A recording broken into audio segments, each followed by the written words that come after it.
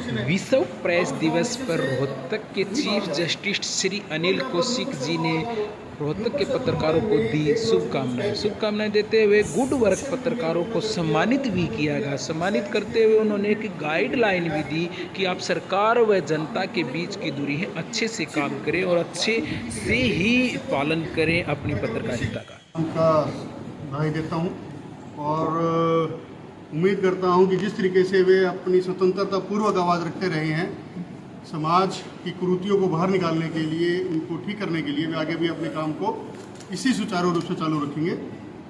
इसी के साथ मेरा उनको कांग्रेचुलेशंस एंड बहुत बहुत थैंक यू। सर, जुडिशरी व पत्रकारिता के बीच की दूरी, जुडिशरी और पत्रकारिता के मेल के बारे में मेरा कहना ये है कि जो ट्रायल कोर्ट्स के पास उसकी मीडिया ट्रायल नहीं है, दिखण भी नहीं दे रहा। It should be fair reporting, it should not attribute any intention upon a judge. It should just be, it should not be immediate trial. Thank you.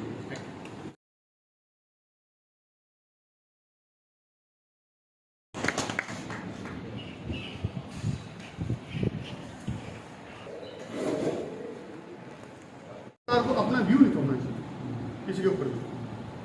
For example, बहुत छोटा एग्जाम्पल है, एक प्रेस कॉन्फ्रेंस हुई थी supreme court में। Press conference में 4 वर्ष से तुम्हारे बैठे उनसे हुआ अनप्रेसिडेंटेड स्टेप्स। बाद में उनसे जस्ट उनसे 4 दिन के सारे पत्रकार बोलने तो देते नहीं किसी को, मुझे नहीं पता मेरी बात क्या इन्फ्लुएंस निकल के आएगा, पर उसमें बैक टू बैक क्वेश्चन पूछे जाए। जस्टिस लोया की डेथ के बारे में पूछा गया, उसमें किसी ने कोई आंसर नहीं आया। एक न्यूज़ चैनल उसी दिन जी, कौन सा न्यूज़ चैनल, वो कुछ कह रहा था it was regarding justice Loya death, दूसरा कह रहा था नहीं it was not regarding that death. So they were setting a different narrative at the same time with the same facts. तो इसकी इंटरप्रिटेशन भी तो पत्रकारी कर रहे हैं। तो मेरा मतलब ये है कि there should be objectivity in reporting the cases, और वही ऑब्जेक्टिविटी आपकी इंडिपेंडेंस है। जब तक आपकी इंडिपेंडेंस है तब तक डेमोक्रेसी है, और जब तक डेमोक्रेसी है तब तक फ्रीडम। क्योंकि हम सब कभी ना कभी ऐसी सिचुएशन में आ सकते हैं, आप भी आते हो, आपके ऊपर हमसे ज़्यादा स्कैनर रहता होगा, छोटे लेवल पे, बड़े लेवल पे, किसी भी चीज़ पे। जैसे एडमिनिस्ट्रेशन के साथ डायरेक्ट आप कन्फ्लिक्ट करोगे तो किसी को अच्छा थोड़ी लगता है कि यार मेरे बारे में नेगेटिव छाप रहा है। तो उसी टाइम पे अगर आप अपना ऑब्जेक्टिविटी रखते हो सेम टाइम पे, तो आपकी बढ़ाई भी रहती है, पुरस्कार भी आपके हैं। ये जो प्राइज़ है, जो सारे के सारे हैं, सब आपको ही मिलते हैं। गवर्नमेंट एम्प्लॉय को कितना पुरस्कार मिलते हैं, they are supposed to do, it is the duty, they are bound by that. But as a पत्रकार you have to bring the truth on surface. जो है वो है, जो नहीं है वो नहीं है। बस ट्रुथ का चेहरा नहीं होना चाहिए, ट्रुथ का चश्मा नहीं होना चाहिए। फॉर एग्जाम्पल, मैंने लाल चश्मा लगा लिया तो I will see everything in red colour. तो पत्रकार का चश्मा नहीं होना चाहिए। पत्रकार should always be free, fearless, courageous. जो कहना बेबाकी से कह दिया, वही पत्रकारिता है। कई बार कॉन्सिक्वेंसेस भी भुगतने पड़ जाते हैं, वो है अलग बात। पर मेरे हिसाब से लास्ट में पत्रकार सारे के ही सारे विक्टोरियस ही निकले, क्योंकि उन्होंने अपने फ्रीडम ऑफ स्पीच को बचा के रखा है, और उन लोगों ने देश की डेमोक्रेसी को भी बचा के रखा है। तो इस कंक्लूडिंग नोट पे कि आप सभी लोग इसी तरीके से अपना विचार रखेंगे, फ्रीडम ऑफ प्रेस मेंटेन रखेंगे। I just wish you good luck और expect to maintain the highest standard of पत्रकारिता और जर्नलिज्म। Thank you. और आम जनता की आवाज़ को प्रशासनिक अधिकारियों को पहुंचाने के लिए जो पत्रकारों का एक जो विशेष योगदान समाज के अंदर है, उसको किसी भी तरह से भुलाया नहीं जा सकता। 1991 के अंदर यूनेस्को की एक प्रेस कॉन्फ्रेंस ने उनकी रिकमेंडेशन पर 3 मई 1993 को विश्व प्रेस स्वतंत्रता दिवस का शुभारंभ किया गया।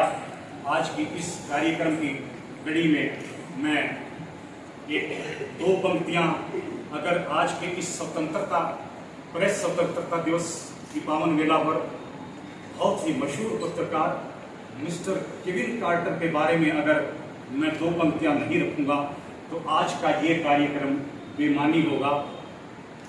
भूख से मरती हुई एक छोटी सी बच्ची की कहानी आपने सुनी होगी, यकीनन सुनी होगी, लेकिन 2 पंक्तियां आपसे साझा करना चाहूंगा।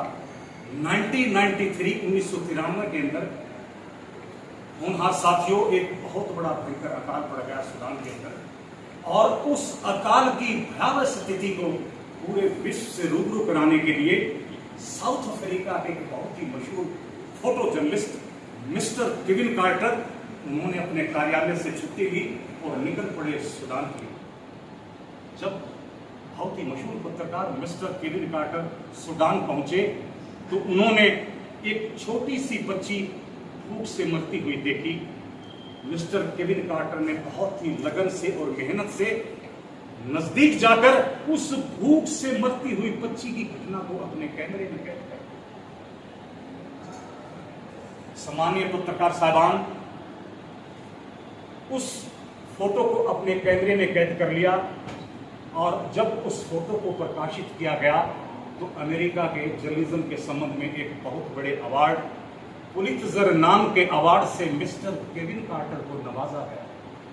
जब मिस्टर केविन कार्टर उस अवार्ड को सेलिब्रेट कर रहे थे तो उसी दौरान एक अन्य पत्रकार ने टेलीफोनिकली मैसेज किया कि मिस्टर केविन कार्टर, उस बच्ची का क्या?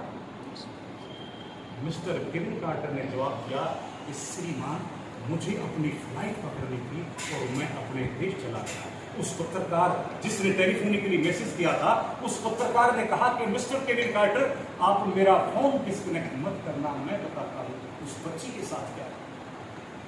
मिस्टर केविन कार्टर, आप उस भूख से मरती हुई बच्ची को यूएनओ के फीडिंग सेंटर तक पहुंचा देते तो एक मानवता बच सकती थी, एक जान बच सकती थी, लेकिन आपने सिर्फ और सिर्फ अवार्ड पाने के लिए उस बच्ची को मौत के हवाले से। उस पत्रकार ने कहा कि मिस्टर केविन कार्टर, उस रोज एक नहीं दो गिद्ध थी। होनहार साथियों, इन्हीं दो पंक्तियों में इस कहानी का सारांश है। उस पत्रकार ने कहा कि मिस्टर केविन कार्टर, उस रोज एक नहीं दो गिद्ध थी। एक गिद्ध खाली हाथ थी, दूसरी गिद्ध के हाथ में कैमरा था। अगर आप उस बच्ची को बता देते तो मानवता बच सकती थी।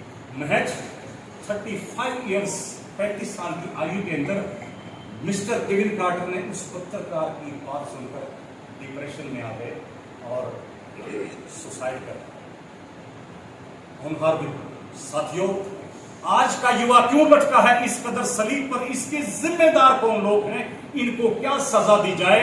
ये जिम्मेदारी भी मैं ऑनरेबल सीजी साहब पर छोड़ता हूं। आप अपने जीवन में कभी भी कोई काम करें, मानवता बहुत जरूरी है।